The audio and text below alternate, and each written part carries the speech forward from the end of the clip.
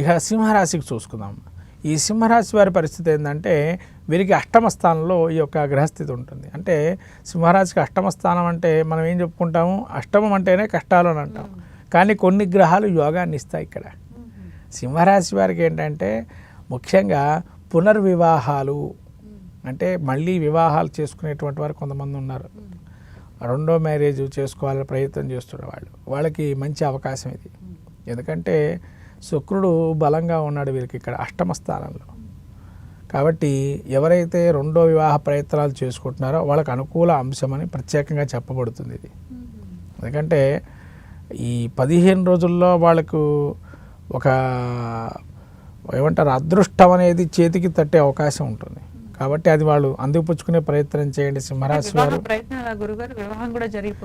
వివాహం అంటే ఇంకా వాళ్ళు ఒకసారి అనుకుంటే ఇంకా ఆ వివాహం జోలికి వెళ్ళారనుకోండి, ఖచ్చితంగా అది మార్పు అనేది సాధిస్తారు. అప్పటి వరకు మాకు వివాహం వద్దనుకున్న వాళ్ళు కూడా ఈ రకమైన ఈ కాంబినేషన్లో ఏదైనా పూజ చేసుకున్న వాళ్ళు, వ్రతం చేసుకున్న, అభిషేకం చేసుకున్న, ఏది చేసుకున్నా కూడా ఆ కొద్దిగా ప్లస్ అయ్యే అవకాశాలు ఉన్నాయి.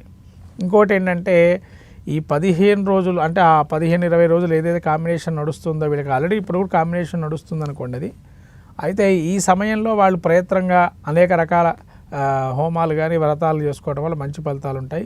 ఇంకా చెప్పాలంటే వీళ్ళకి బుధుడు కూడా అష్టమంలో ఉన్నాడు. అంటే అష్టమంలో బుధుడు కూడా యోగప్రదంగా ఉంటాడు గోచారీత్యా. కాబట్టి మంచి ఫలితాలు ఉంటాయి. ఇంకొంతమందికి చెప్పాలంటే అత్తింటి వారి నుంచి వచ్చేటువంటి, పుట్టింటి వారి నుంచి వచ్చేటువంటి ఏవైతే వీళ్ళకి సంభారాలు కానీ దానికి సంబంధించినటువంటి అవన్నీ కూడా యోగప్రదంగా ఉన్నాయి. కానీ కొన్ని కష్టాలు ఉంటాయి. విసుగు తెప్పించే విధానంగా ఇప్పటివరకు ఉండుండొచ్చు. విసుగు పెట్టకుండా ఉండండి ఎవరినైనా. అంత ముఖ్యంగా మీ జీవిత భాగస్వామితో విసుగు తెప్పించుకోకండి. ఆయనతో విసుగు తెప్పించుకుంటే మాత్రం చాలా కష్టాలు అనుభవిస్తారు. అంటే పెళ్ళైనటువంటి వారు. కాబట్టి జీవిత భాగస్వామి అది స్త్రీ కావచ్చు, పురుషుడు కావచ్చు, ఎవరైనా కానీ వాళ్ళతో విసుగు తెప్పించకుండా ఉండడం వల్ల మంచి చేకూరే అవకాశం ఉంటుంది.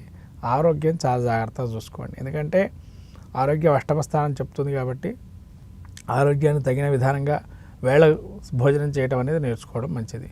ఇది ఈ కాంబినేషన్లో యోగం అనేది తక్కువగా ఉంది వీళ్ళకి. కాబట్టి వీళ్ళకి 30% వరకే యోగప్రదంగా ఉంటుంది, 70% ప్రతికూలంగా ఉంటుంది. మరి ఏంటండి మరి రెండో వివాహం మరి మంచిగా చెడుకా అంటే అక్కడ విషయం వేరమ్మా, ఇక్కడ విషయం మాత్రం ఇదే. ఎందుకంటే రెండో వివాహానికి అనుకూలమే అంశం, ప్రథమ వివాహానికి వ్యతిరేక అంశం ఇది. కొన్ని ఉంటాయి, అవి మనం చూసుకుంటే కనుక తెలుస్తాయి.